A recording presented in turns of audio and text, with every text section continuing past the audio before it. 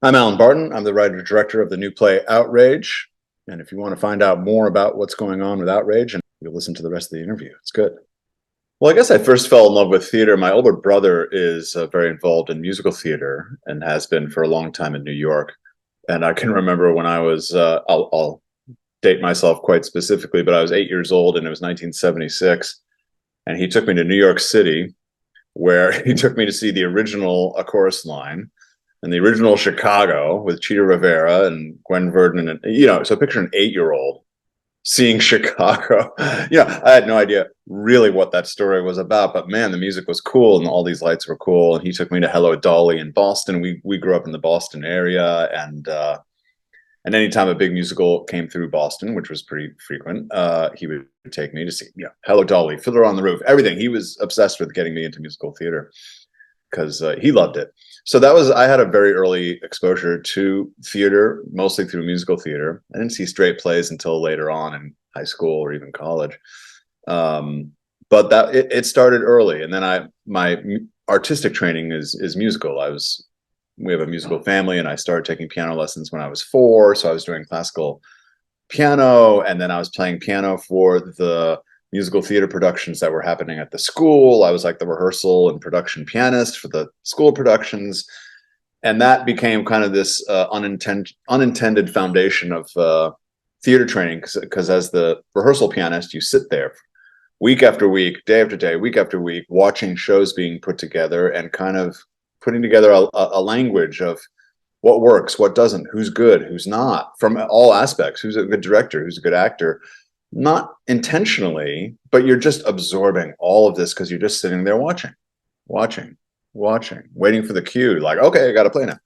And that became this sort of very unintentional, but very valuable early background in the theater. I fell in love with playwriting pretty late. I was a student at the Beverly Hills Playhouse, which is a well-known LA acting school for many years, since 1990, under a guy named Milton Katselis, who's a famous acting teacher. And I ended up taking over the school. That's my base of operations and has been through my adult life. So I was obsessed with plays and doing plays. I was a young actor and I was studying plays. And then I very quickly moved into directing under his tutelage, Milton's tutelage. And I was directing plays, figuring out plays, watching plays being put together. But I never really thought I would write one until after Milton passed away, really, when we started doing some one-act festivals. And I think I wrote a one-act because I thought, well, that's pretty easy, 15 pages, 20 pages, something like that. How much time do you need? What topic? And I found I could do that really easily. I was like, oh, that came out of me really easily. And it turned out it worked. You could see that the actors enjoyed themselves. The audience enjoyed itself. And so one of those one acts that I wrote became the basis of what I thought would be a sort of an eccentric triptych of one acts. Like, okay, that worked really well. So let me write 2 more. And I'll have this eccentric triptych of one acts that were organized around a theme, and it'll be like go down easy, like 1 hour of theater, and I'll give it away and I'll just do it at the theater. It'll be fun.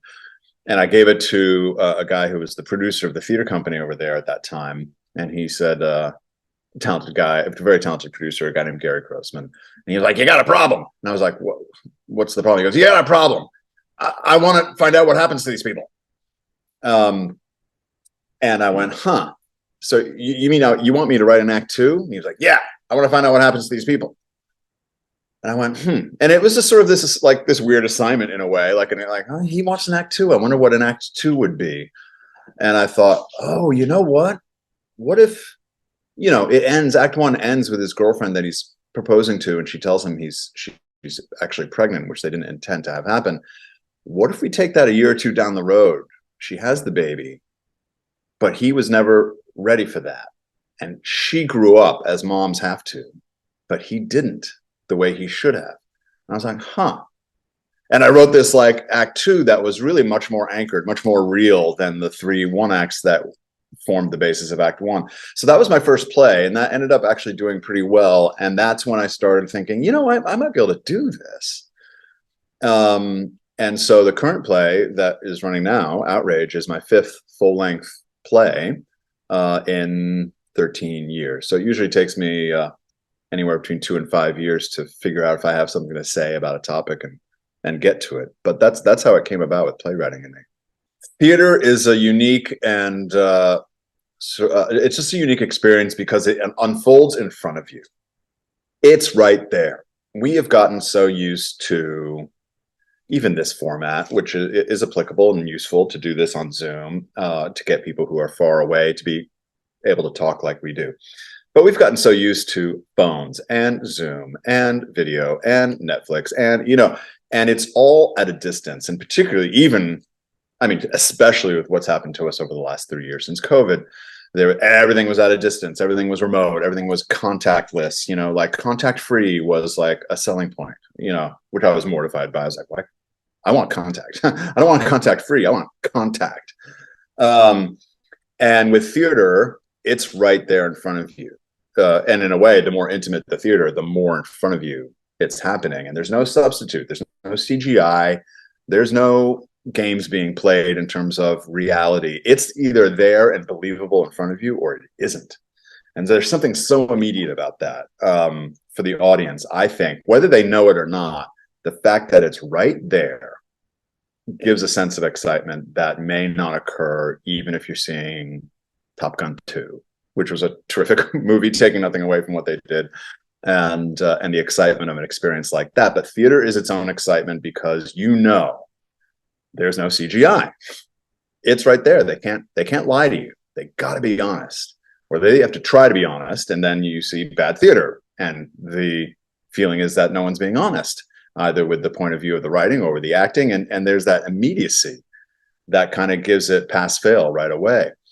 And I think for the actors as well, when they're working in film and TV, the scenes are shorter. I tell the students at the school, because we do a fair amount of training on theater, and I say it's because the scenes are thicker. There's more going on per scene. Like an average movie can burn 40, 50, 60 scenes to tell a story, including guy gets into car, starts car, and drives off. It just moves the plot that much. In a play, you can't do that. In a play, a scene has to be there because it's been sweated over, thought about. There's something has to happen.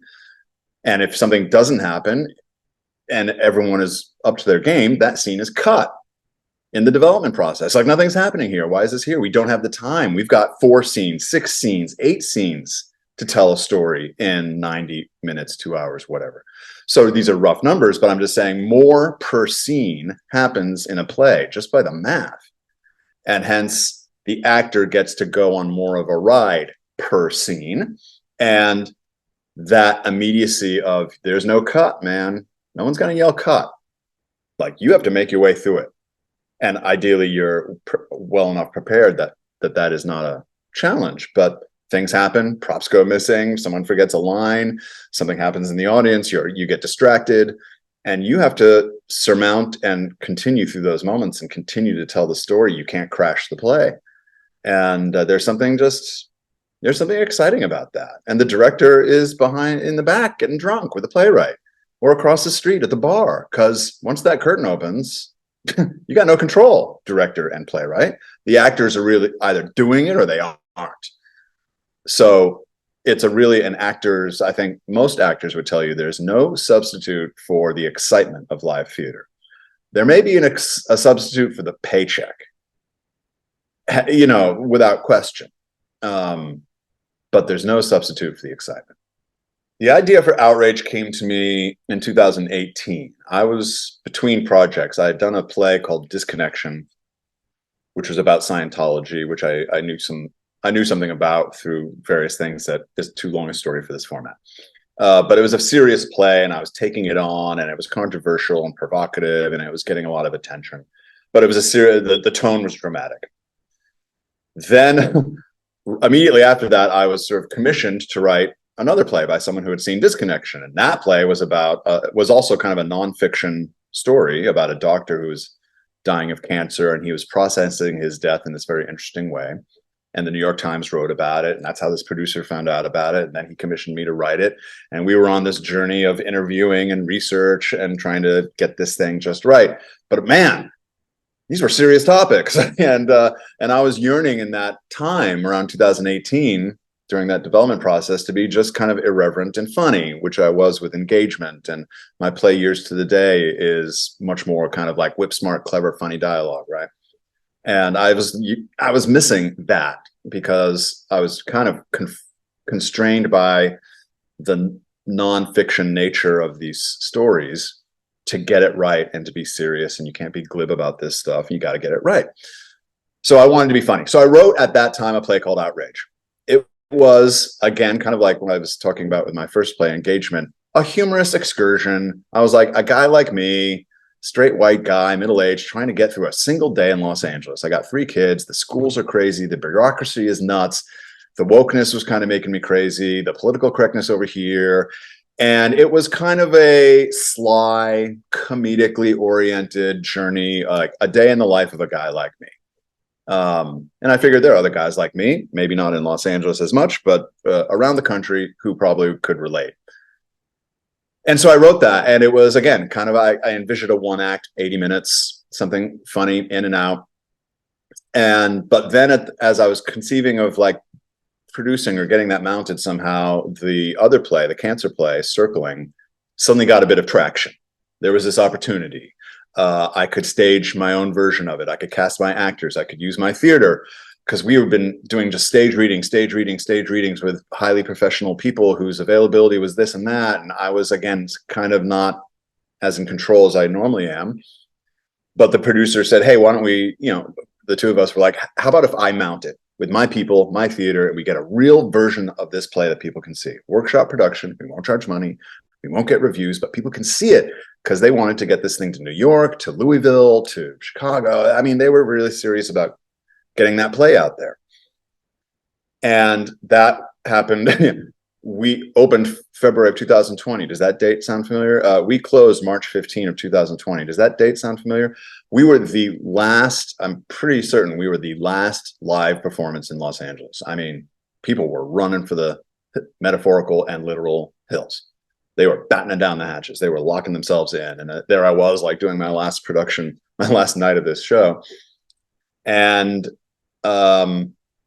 thereafter, I found myself, first of all, the business got wiped out. I run an acting school. The Beverly Hills Playhouse was, by then, my operation. Milton had passed away years before.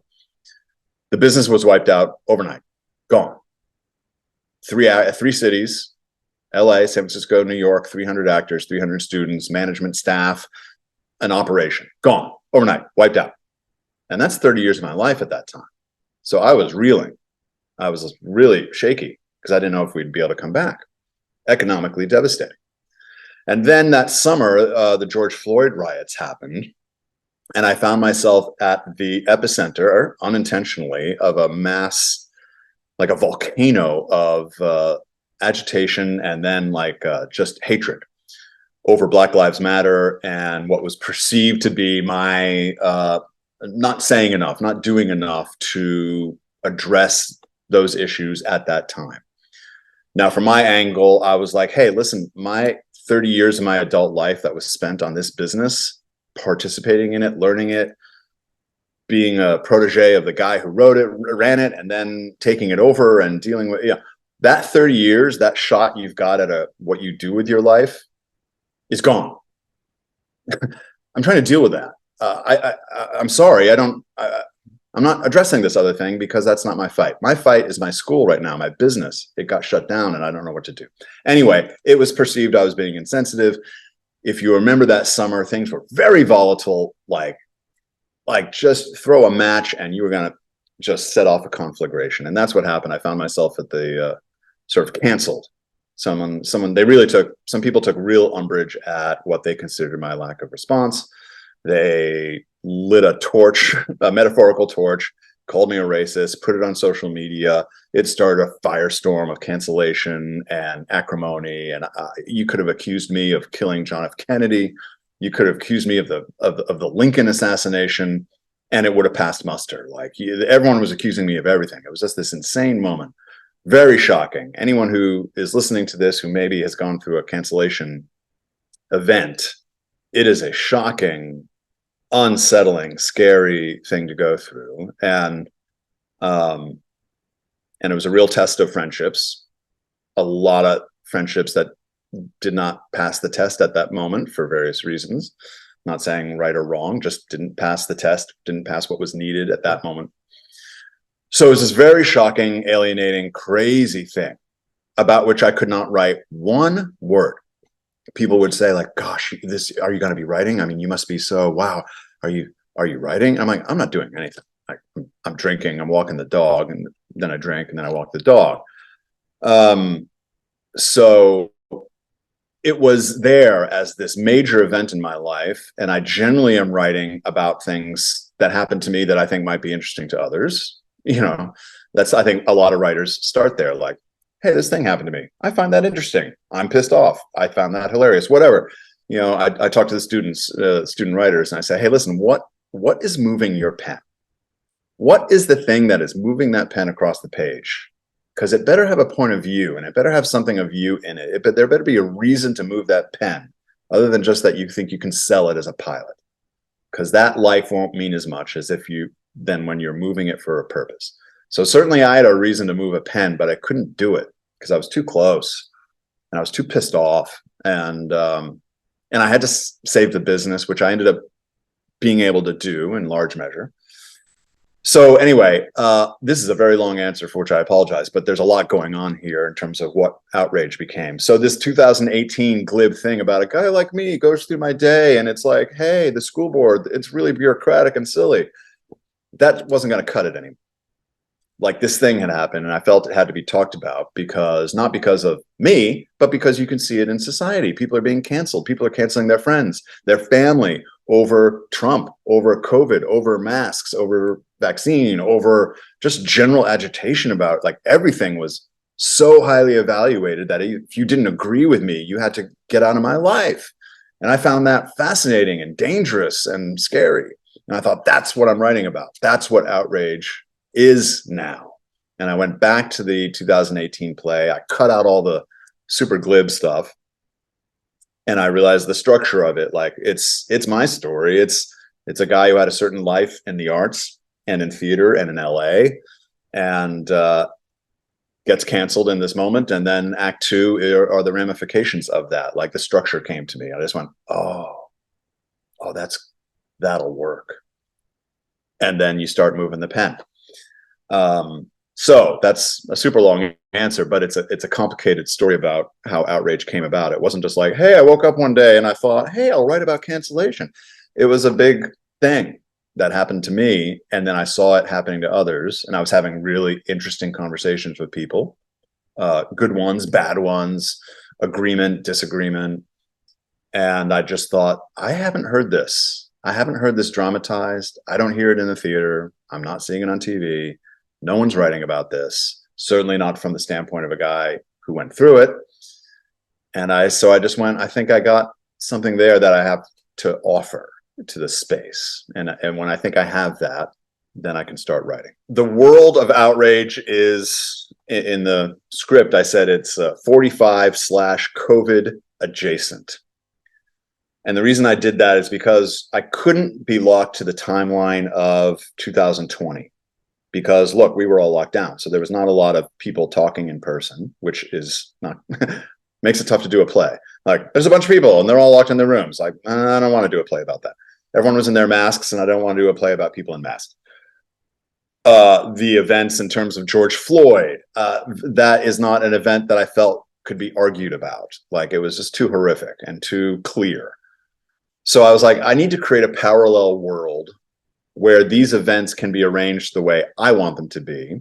We don't have to name a president. We don't have to name anything.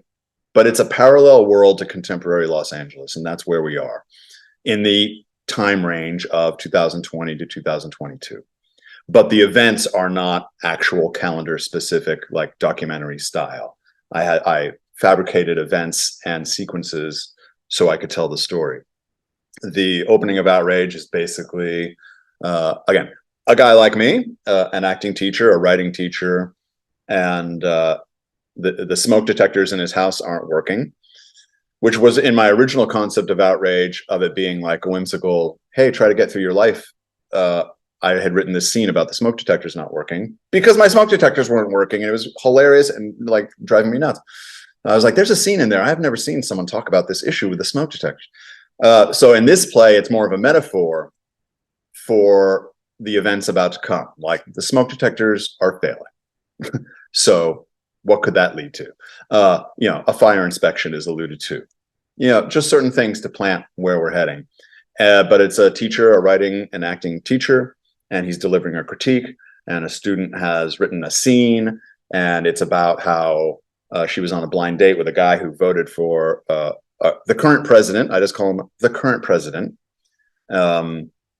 And she can't believe it. It's insane. How could anyone in Los Angeles have voted for the current president? This man is such a monster. And she's written a scene about that. The teacher is sort of like, I don't know if that's the hook of all time. I mean, it's just not that surprising that someone, we've got a diverse city here. People vote all sorts of the place. She can't handle it.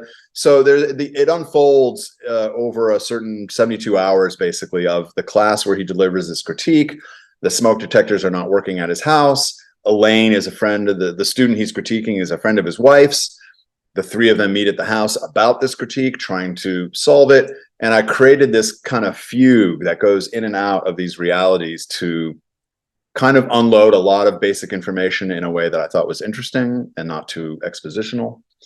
And that was dramatic. And it ends with this student, this friend, who's a college friend of his wife's, leaving and infuriated. Like, I can't be friends with you anymore. If you voted for this man, I cannot be friends. I can't be in your house. I'm out of here. See you later. And that's kind of where the play starts, is this moment of high agitation. People are losing it, and they're losing it in ways that we haven't seen before. Why is that happening? So then we go sort of through that day. Our lead goes to the theater. He runs a theater. The lighting board doesn't work.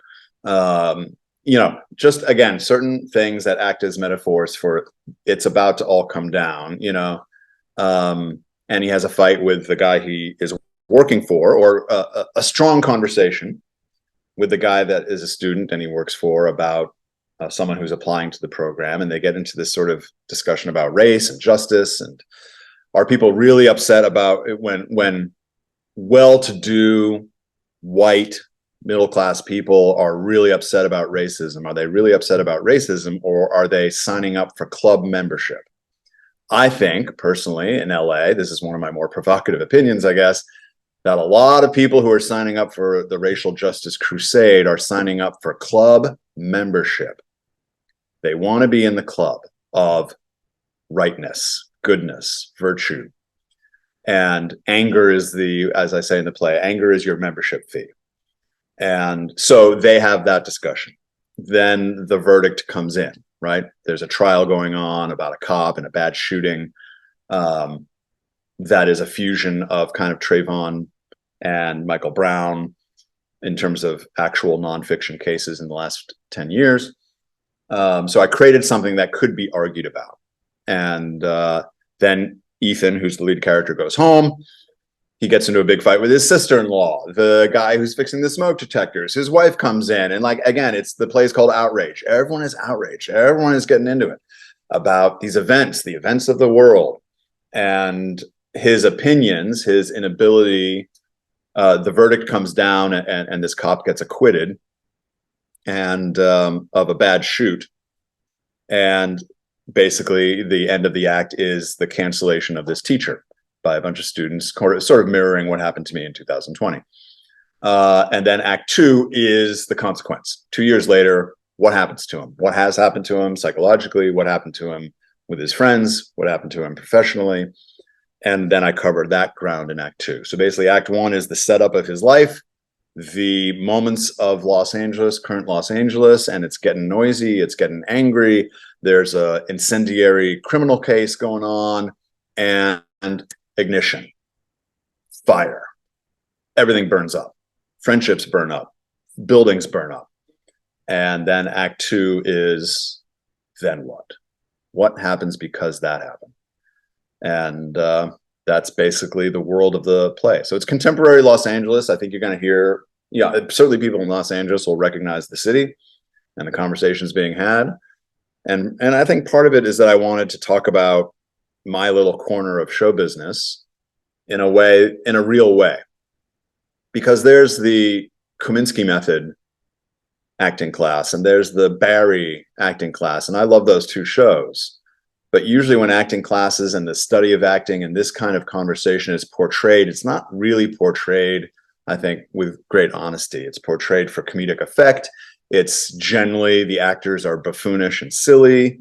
While I enjoy those things, I resent that no one's telling the real story of how that goes down. So I wanted to take that in a more serious direction, even though it's the entertainment business. We should entertain and have fun. So that is the world of Outrage.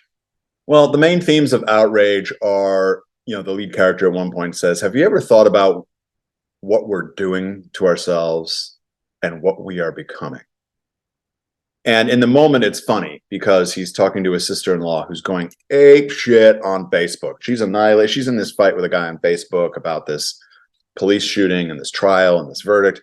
And she's going nuts. And I've written hilarious dialogue, and she's going on and on and on and on with the most unbelievable curse words and agitation about this guy she wants to kill on Facebook. And at some point she goes completely nuts. And the lead guy says that line, have you ever thought about what we're doing to ourselves, what we've become? And I guess that's really the theme of the play, that as a guy in my 50s coming up, and it used to be hate the politician, but not the voter. Hate the politician, but not your friend who voted for him. That was an ethic that just didn't even need to be talked about. Then Trump came along in 2016 and broke everything. Just broke it. And it became hate the politician and the voter and your friend and your family, and F them. And if they don't get on board, F them even more. Cancel, done, not coming over for Thanksgiving, no more coffee, cancel on Facebook, no more friends. And this shift happened. And I'm not saying it was because of Trump, but I think it's because of how the culture has moved with social media. And this goes back over 15 years since the iPhone. So I think it's part of a bigger movement that Trump was just a symptom of. He was just the manifestation of other things that have been building for a long time. So this is not a play about Donald Trump in any way. He's just part of it in terms of he was a lightning rod. He's an identifiable lightning rod around which you can build some fun dialogue and some fun situations. So that is the basic meaning of the play: is what have we done and what are we doing to ourselves and what have we become in giving into this hatred, giving into this passion about politics that is often dictated by others, serving others' goals and means through propaganda or whatever you want to look at it. I've come to believe that the red-blue game of politics being played in this country is just theater. It's just a little fantasy story laid out for all of us to play. The real game is something much more serious, much darker, and encompasses all of red and blue who are actually in power and control the money and control the weapons. So later on in the play, the lead guy says, he's in a fight with someone, and the guy says, like, this man, this politician is the worst human being on the planet. And the lead guy says, yeah, I just don't understand why that's more important than plays, parties, scenes from class, weddings, a million drinks, in a million places, the bricks of this friendship. Why is it that means nothing next to my having voted for someone that you hate? And that's kind of one of the major themes of the play. Like, what are we doing here? What are we doing? Because politicians come and go, like, real fast. Friendships should stay, and there should be understanding and there should be tolerance. And we're in a very, very dangerous and intolerant moment, not just on politics. COVID also exacerbated all of this in many ways. You've got these weird, I'm sure many people are sort of putting together Venn diagrams of their friendships. Like, well, on politics, we disagree, but we can converse. On COVID, we were in agreement about lockdowns, but not about masks. But yes, on vaccines. And other people are like, well, I actually hated COVID from the start, and my friend does too. We totally disagree about the lockdowns and how unnecessary that was, but I think the vaccines are full of shit, and he's taken 7. So we can't talk about that. You know, everyone has these weird confluences, like, what can we talk about? What can we talk about? We disagree, but we can talk. We agree. Sometimes you agree, but you still can't. It's bizarre. It's just, and you start to wonder whether it's a part of a big design, which is not what I'm writing about, but it's something you wonder as a person who's kind of grown up in a different, I felt like the country I grew up in was just much different than what it has been over the last 3 or 4 years. So that's essentially what I'm writing about. What I would want the audience to get out of my play, I took great pains, and I went through a lot of drafts, and I went through a lot of writing, and I went through a lot of drinking wine and walking my dog to make sure that everyone who expresses an opinion in this play, to the best of my ability, is expressing it with integrity. So the people that my lead character, who's kind of the version of me, like an avatar of me in a way, the people he comes up against, I wanted to make sure that those fights were authentic, and that anyone watching the play from either side of that fight would say, yes, my point of view is being represented here, it's being represented honestly. So I really took pains to make sure that that happened. So what I would love in terms of what the audience experiences is some semblance of what we've all gone through, arranged, obviously, from my point of view, the events arranged around my story, but that are charging up, lighting up, and provoking thought about what we've done to ourselves and what we continue to do. And maybe some people who have been a little too quick on the trigger to cancel friends and family over opinions that used to be just things you could discuss and have a dialogue about, that maybe they walk out and reconsider whether that's actually the best way to go. And what are the real ramifications of cancellation when people are too quick to give into their passion and too slow to stand up for what's important on a human level. As a friend, like, what does it mean to be a friend? Does a friend give another friend a lecture about politics and morality? Or does a friend simply show up when the shit hits the fan, if I can say the S word? When the shit hits the fan, a friend shows up with a gun, it's in the play, with a gun, some cash, a baseball bat, like, let's go, ready to go, ready to defend. The lectures can come later. The, hey, what were you thinking, can come later. But the main reason you're a friend is that you're there when the blank hits the fan. And I think we can all think about that a bit more. Are we really there? Or are we here? Anything you need. You know what I mean? And we've all experienced it when we're going through something, we're sick, some tragedy, and someone says, like, anything you need. It's a nice thing to say. They're saying it, and then there's the people who show up with groceries. There's the people who show up at your door and say, hey, here's cash. I know you need it. Here it is. Accept it. See you later.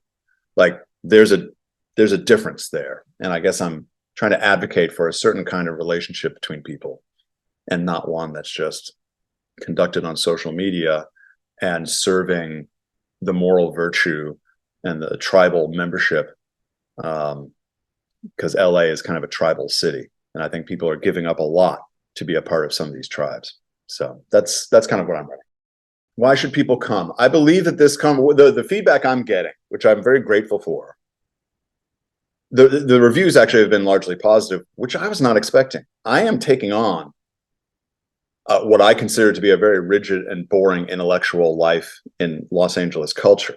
Like, you don't take that on and expect to be reviewed well, like, not in this town. We're actually getting reviewed pretty well, which was surprising to me. But the best feedback I'm getting is private. I mean, including an email I got like 5 minutes before I logged onto this call from an old friend who I hadn't seen in years. Not in my ballpark politically by any stretch.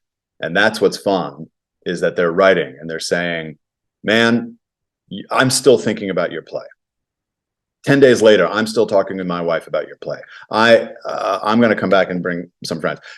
People are bringing people. They're sending people to the play. They want to tell their friends about it so that they see it, so that they can have a conversation about it.